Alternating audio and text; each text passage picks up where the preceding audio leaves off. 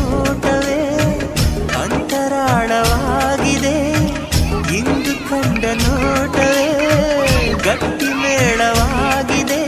ರಾಗ ಎನ್ನದೆ ಅನುರಾಗ ಎನ್ನದೆ ಪ್ರೀತಿ ಎನ್ನದೆ ಹೊಸ ಮಾಯ ಎನ್ನದೆ